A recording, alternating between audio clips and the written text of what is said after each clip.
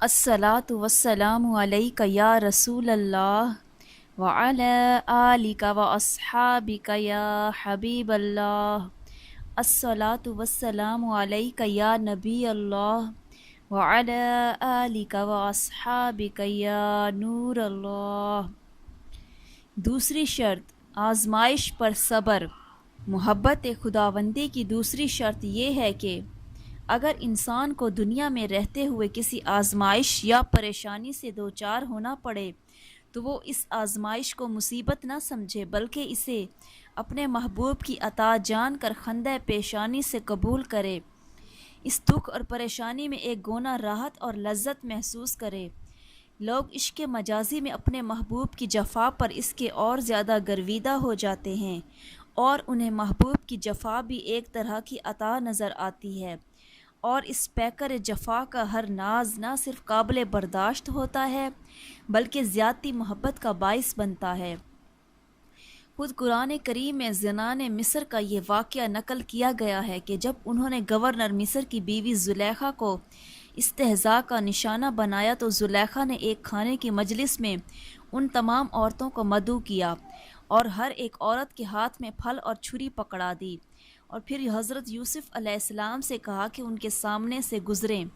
یوسف علیہ السلام جیسے ان کے سامنے سے گزرے انہوں نے نظارہ حسن کیا تو بے خودی کے عالم میں ہاتھ میں پکڑی ہوئی چھریاں خود ان کے ہاتھوں پر چل گئیں۔ انہوں نے اپنے ہاتھ کاٹ ڈالے مگر اس کے باوجود انہیں کوئی تکلیف محسوس نہیں ہوئی۔ قرآن کہتا ہے فَلَمَّا رَأَيْنَهُ أَكْبَرْنَهُ وَقَطَّعْنَ أَيْدِيَهُنَّ وَقُلْنَ حَاشَ لِلَّهِ مَا هَذَا بَشَرٌ إِنْ هَذَا إِلَّا مَلَكٌ كَرِيمٌ۔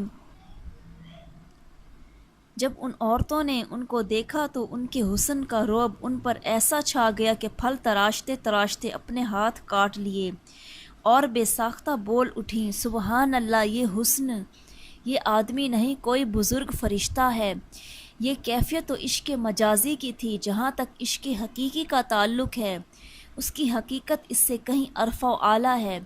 وہ عشاق جن کے سامنے اس نور مطلق کا حسن بے نقاب ہو، جو ہر گھڑی اس کے صفاتی نظاروں میں منہمک ہوں، اگر ان کے جسم پر کوئی تکلیف وارد ہو بھی جائے تو یاد خداوندی میں فرط انہماک کی وجہ سے یہ تکلیف محسوس تک نہیں ہوتی۔ قرآن کریم میں حضرت ایوب علیہ السلام کا واقعہ متعدد بار بیان ہوا ہے کہ وہ شدید ترین جسمانی تکلیف میں مبتلا تھے، مگر کیا مجال کہ ان کے لب پر کبھی حرف شکایت آیا ہو۔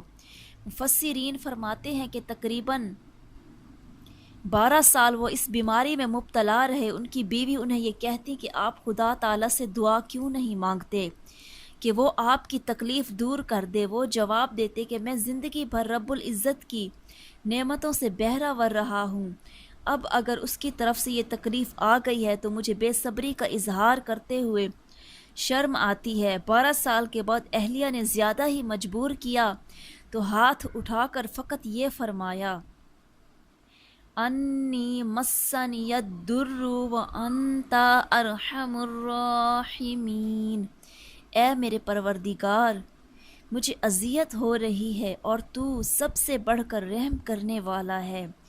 کتب سابقہ میں ایک واقعہ یوں مذکور ہے کہ جب حضرت موسیٰ علیہ السلام کوہ طور پر تشریف لے گئے اور وہاں کلام الہی سے لطف اندوز ہونے کے بعد ربی آرنی انظر الیک، اے خدا میں تجھے دیکھنا چاہتا ہوں، تو مجھے اپنا آپ دکھا دے کی درخواست پیش کی۔ ذات باری نے اپنی تجلی کا ایک پرتو پہاڑ پر ڈالا تو اس کے اثر سے حضرت موسیٰ علیہ السلام 40 دن تک بے ہوش رہے۔ اس پرتو تجلی ذات کا اثر حضرت موسیٰ علیہ السلام کے ظاہر پر یہ پڑا کہ کوئی شخص ان کے چہرے کی طرف آنکھ بھر کر نہیں دیکھ سکتا تھا، اور اگر کوئی دیکھنے کی جرت کرتا تو اس کی بینائی سلب ہو جاتی۔ چنانچہ اسی بنا پر بائبل کی پہلی کتاب پیدائش میں آج بھی یہ لکھا ہے کہ موسیٰ جو خدا کا بندہ تھا اپنے چہرے پر نقاب رکھتا تھا۔ کہا جاتا ہے کہ آپ کی زوجہ نے عرض کیا، میں اس نور مطلق کا بالواسطہ دیدار کرنا چاہتی ہوں، ذرا چہرے سے نقاب الٹ دیجئے۔ حضرت موسیٰ علیہ السلام نے فرمایا کہ تیری بینائی سلب ہو جائے گی۔ عرض کیا کوئی بات نہیں، چنانچہ انہوں نے ایک آنکھ پر ہاتھ رکھ لیا اور عین اس وقت حضرت موسیٰ علیہ السلام نے نقاب الٹ دی، جس سے ان کی زوجہ کی ایک آنکھ جاتی رہی۔ انہوں نے فوراً دوسری آنکھ پیش کر دی اور کہا خدا کے نام پر دیدار کا ایک اور موقع فراہم کر دیجئے۔ حضرت موسیٰ علیہ السلام نے دوبارہ نقاب الٹی، جس سے ان کی دوسری آنکھ کی بینائی بھی سلب ہو گئی، مگر وہ جذبہ صادق رکھتی تھیں، اس لیے کہنے لگی اے موسیٰ خدا تعالیٰ سے دعا کیجئے کہ خدا تعالیٰ مجھے سینکڑوں اور ہزاروں آنکھیں عطا کرے اور میں لذت دیدار میں ایک ایک آنکھ گواتی رہوں اور عمر بھر دیدار کے اس سلسلے کو قائم رکھوں۔ اہل محبت محبوب کی یاد میں تکلیف اور اذیت کو اس طرح فراموش کر دیتے ہیں۔ کل انشاءاللہ تیسری شرط انقطاع از ما سوا المحبوب، اس کے بارے میں ذکر کریں گے۔ صلی اللہ تعالی علی محمد صلی اللہ علیہ وآلہ وسلم۔